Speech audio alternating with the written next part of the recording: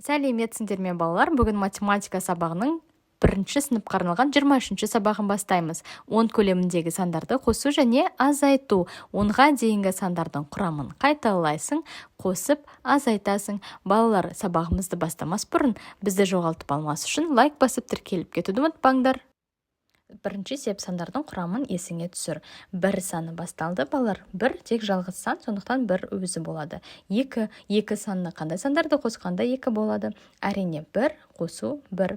Үш саны екі қосу бір, немесе бір қосу екі деп орнын ауыстыруға болады. Төрт саны балалар. Төрт саны үш қосу бір, екі қосу екі, бір қосу үш деп алуға болады. Келесі бес саны. 5 санын 4 қосу 1, 3 қосу 2, орындарын ауыстырып 2 қосу 3, және 1 қосу 4 деп есептеуге болады.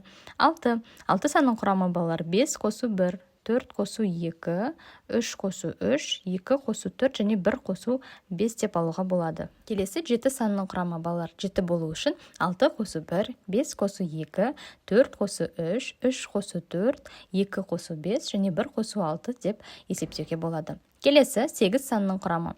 8 санның құрамы балалар 7 қосу 1, 6 қосу 2, 5 қосу 3, 4 қосу 4, 3 қосу 5, 2 қосу 6, 1 қосу 7 деп санның құрамын алуға болады балалар. Келесі 9 саны. 8 қосу 1, 7 қосу 2, 6 қосу 3, 5 қосу 4, 4 қосу 5, 3 қосу 6, 2 қосу 7, 1 қосу 8 деп алуға болады. Келесі 10 саны балалар. 9 қосу 1, 8 қосу 2, 7 қосу 3, 6 қосу 4, 5 қосу 5, 4 қосу 6, 3 қосу 7, 2 қосу 8 және ең соңғы сан 1 қосу 9 деп 10 санның құрамын есімізге түсіріп алдық.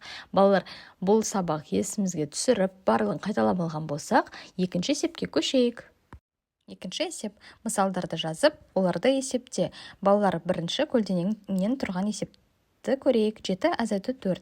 7 азайту 4 тең 3 болады. Енді астыға қарай түсеміз. 7 азайту 3 тең 4 болады. Одан кейін 4 азайту 1 тең 3 болады. Енді 3 қосу 1 тең 4 болады.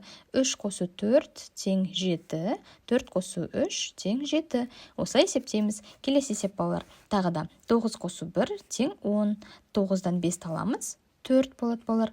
5 азайту 3 тең 2, 1 қосу 3 тең 4 болады. Енді белгілі сандардан 10 азайту 2 тең 8, 4 қосу 4 тең 8 деп есепті шығарып алсақ болады балалар. Есебіміз түсінікті болса, келесі есепке көшейік балалар. Келесі есеп, үшінші есеп. Көрсетілген сандар шығу үшін әр қабаттағы бос орындарға сандар тап. Балалар, бізде үй берілген және 8, 10 сандары берілген. Астыңғы сандарды 4, 1, 3. Демек, бұлардың қосындысы 4-ке 1-ді қосамыз 5, 5-ке 3-ті қосамыз 8 болады балалар. Енді осылай келесі есепті табуымыз керек. Бізге 1, 5 берілген. 1-ге 5-ті қосақ 6, енді демек 6-ға 2-ні қосамыз. Сол кезде 8 болады. Келесі астыңғы сандарда ештеңке берілмеген. Біз 8 табуымыз керек. 2 қосу 4 қосу 2 тең 8 деп жазсақ болады балалар.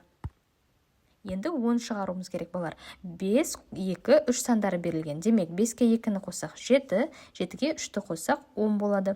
Келесі бізге 1 және 4 сандары берілген. 1-ге 4-ті қосамыз 5, оған 5 санын қосу керек. 5-ке 5-ті қосақ 10 болады. Келесі сан балалар, өзіміз ойдан құраймыз. 1, 3, 6 деген сандарды жазсақ болады. Демек, 1-ге 3-ті қосқанда 4, 4-ке 6-ны қосқан кезде 10 саны шығады. Балалар, есебіміз түсінікті болса, келесі есепке көшейік. Төртінші есеп. Есепте арифметикалық пирамиданың қалай құрылғанын анықтап көр. Бір парақ қағаз алып, тиісті сандарды жаз. Балалар, бізге мына сандар берілген. Енді жанындағы сандарды өзіміз табуымыз керек. 10 саны берілген, 10 саны шығу үшін 5 саны бар. Демек, 5 қосу 5 тең 10 болады. Келесі балалар, 5 шығару үшін 1 қосу 4 деп жазамыз. 1-ге 4-ті қосқанда 5 болады. Келесі 3 саны бар балалар. 3 қосу 2 тең 5 болады. Келесі 2 саны бар, 3 шығару керек. 2 қосу 1 тең 3 болады. 3 саны бар балалар, 3-ке 1-ді қосқан кезде 4 болады. Осылай есепті шығарсақ болады. Балалар, сабағымыз түсінікті болса, лайк басып тіркеліп кетуді ұмытпаңдар. Сау болыңдар.